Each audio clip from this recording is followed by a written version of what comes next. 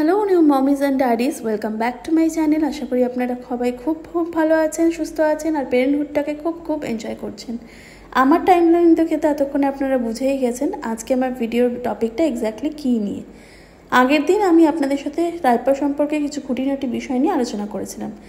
আজ আমি আলোচনা করব আমি আমার বেবির জন্য কোন ডাইপারটা ইউজ করি এবং সেটা কিভাবে সেটাও আপনাদেরকে দেখাবো।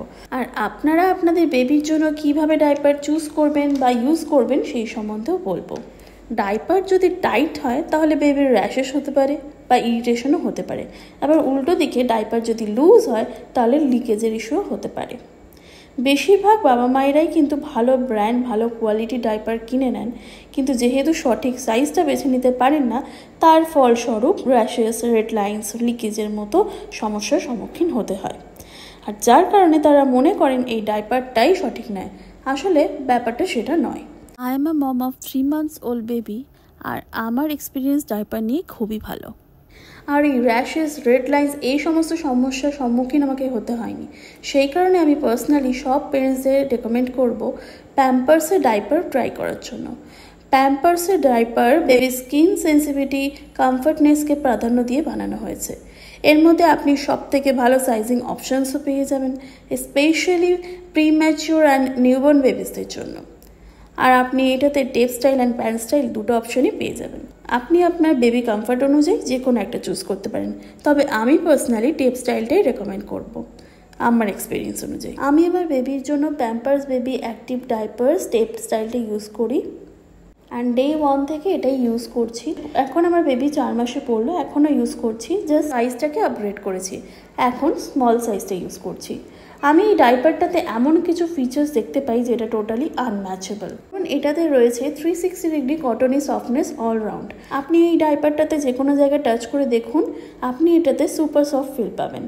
বেবি স্কিনের জন্য এটা খুবই কমফোর্টেবল। এছাড়াও এই ডাইপারটায় 12 আওয়ার স্লিক লক টেকনোলজি রয়েছে, যেটা কিনা নিউবর্নদের জন্য খুবই আইডিয়াল, বিকজ তাদের লং স্লিপ সাইকেল রয়েছে, সেক্ষেত্রে বেবি একেবারেই ডিস্টার্ব হয় না, ডিস্টার্ব ফ্রি থাকে। থার্ড হলো এটার সুপার ব্রিথ অ্যাবিলিটি। এটাতে 10 মিলিয়ন মাইক্রোপোর্স রয়েছে। এছাড়াও এটাতে ওয়েটনেস ইন্ডিকেটর লাইন রয়েছে, যেটা ইয়েলো থেকে ব্লু হয়ে যায় এবং আপনাকে আপনার বেবি ডাইপার চেঞ্জের জন্য অ্যালার্ট করে থাকে। তাই আপনি যখনই বেবির স্কিন টাচ করুন, বেবি স্কিন কিন্তু ড্রাইই পাবেন, কারণ ময়েশ্চার ট্র্যাপ যদি না হয় তাহলে স্কিন ওয়েট হবে না, আর সেই কারণে র্যাশেসের চান্সেসও কম থাকবে। আর মোস্ট ইম্পর্টেন্টলি এটা ডিজাইন করা হয়েছে with aloe vera, specially to prevent rashes on baby skin. So overall আমার জন্য new Pampers premium care pants হচ্ছে অলরাউন্ডার। সো এটা আমি বলবো সব বেবিদের জন্য কিন্তু আইডিয়াল। এবার আমি বলি কিভাবে আমি আমার বেবির ডাইপার সাইজ চুজ করি। That is very easy. First হলো বেবির ওয়েট অনুযায়ী ডাইপার কেনা উচিত। এবার ব্যাপারটা হচ্ছে ডাইপারের প্যাকেটে একটা ওয়েট রেঞ্জ লেখা থাকে, যেটা নিয়ে বেশিরভাগ বাবা মায়েদের মধ্যে কনফিউশন তৈরি হয়। এটা এখানে দেখুন দুটো সাইজ রয়েছে, একটা নিউবর্নের সাইজ যেটা আপ টু 5 কেজি লেখা আছে, আর একটা স্মল সাইজ যেটাতে 4 to 8 কেজি লেখা আছে। এবার আপনার বেবি যদি 4 কেজি পর্যন্ত হয় তাহলে আপনি ডেফিনেটলি নিউবর্ন সাইজটা ইউজ করবেন, বাট আপনার বেবি যদি 5 কেজি হয় তাহলে কনফিউশনটা বেশি আসে। এবার ধরুন আপনার বেবির ওয়েট 5 কেজি, তাহলে আপনি কোনটা চুজ করবেন? আমি বলবো 4 to 8 কেজিটা, বিকজ আপ টু 5 কেজিটা আপনার বেবির জন্য টাইটও হতে পারে, খুব তাড়াতাড়ি সেটা থেকে আউটগ্রো করতে পারে আপনার বেবি। আরেকটা টিপস হলো আপনি যখনই কিনছেন সবসময় সেটা আগে একটা স্মল প্যাক মানে ছোট প্যাকেট কিনে রাখুন অ্যাজ আ ট্রায়াল। আপনি ট্রাই অ্যান্ড টেস্ট করে দেখে নিতে পারেন যে এটা আপনার বেবির জন্য সঠিক কিনা, সঠিক সাইজ কিনা। তার কারণ হচ্ছে অনেক বেবির টামিজ ফ্যাট হতে পারে, আবার অনেকের আবার লেগ এরিয়া একটু থিন হতে পারে। তো সেক্ষেত্রে আপনার যদি সাইজের অ্যাকর্ডিংলি কিনেও নেন তাহলে সেটাতে আপনার বেবির জন্য হয়তো ঠিক হলো না। সেই কারণে অলওয়েজ আপনি একটা স্মল প্যাক কিনুন এবং সেটা ট্রাই অ্যান্ড টেস্ট করে দেখুন, সেটা যদি আপনার জন্য সুইটেবল মনে হয় তাহলে ডেফিনেটলি সেটা আপনি ইউজ করতে থাকুন। আচ্ছা, এছাড়াও আমাদের আরও কিছু ইম্পর্টেন্ট জিনিস সেগুলো মাথায় রাখতে হবে।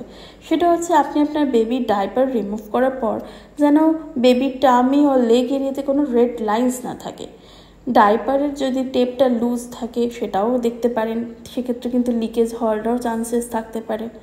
সেকেন্ড, ডাইপারের টেপ বা ওয়েস্ট ব্যান্ড অলওয়েজ যেন বেবির বেলি বাটনের নিচে থাকে। আরেকটা জিনিস হচ্ছে 2 ফিঙ্গার টেস্ট। মানে আপনি ধরুন দুটো আঙুল এইভাবে নিয়ে আপনি সেটা ডাইপারের ভিতরে ঢুকিয়ে দেখবেন সেটা আপনি আঙুল দুটোকে মুভ করতে পারছেন কি না। যদি আপনার আঙুলের মুভমেন্টটা খুব ইজিলি হয়ে যায় তাহলে জানবেন যে ডাইপারটা খুব লুজ হয়ে গিয়েছে, বা যদি মুভ করতে একটু প্রবলেম হয় মানে টাইট লাগে তাহলে জানবেন টাইট হয়েছে। তো এই 2 ফিঙ্গার টেস্টটা কিন্তু খুব ইম্পর্টেন্ট এবং খুব হেল্পফুলও। আর একটা জেনারেল টিপস হচ্ছে, আপনি যখন আপনার বেবিকে ডাইপার রিমুভ করছেন বা পড়ার ক্ষেত্রে আপনি একটা জিনিস আপনার বেবির রিয়াকশন দেখে সেটা আপনি বোঝার চেষ্টা করুন যে আপনি ইরিটেট হয়ে যাচ্ছে কি না, বা আপনার বেবি হ্যাপিলি সেটা রিমুভ করছে কি না, বা আপনার বেবি কমফোর্টেবল কি না, সেটা আপনি আপনার বেবির রিয়াকশন দেখে অনেকটা আন্দাজ করতে পারবেন বা বুঝতে পারবেন। এবং সে দেখে আপনি বুঝতে পারবেন যে আপনার যে ডাইপারটা আপনি ইউজ করছেন এখন সেটা আপনার বেবির জন্য সুইটেবল কি না। আপনার বেবি যদি হ্যাপিলি সেটা রিমুভ করে, আপনার বেবির রিয়াকশন যদি কোনো মানে ইরিটেবল কিছু রিয়াকশন সে যদি না দেখিয়ে থাকে তাহলে ডেফিনেটলি সেটা তার জন্য সুইটেবল ডাইপার। আজ এতটাই, আশা করি আপনাদের প্রবলেম অ্যান্ড কনফিউশন অনেকটা দূর হয়ে গিয়েছে। আপনার বেবি কমফর্টনেসের উপর নজর রেখে আপনার বেবির জন্য সঠিক ডাইপারটা বেছে নিন।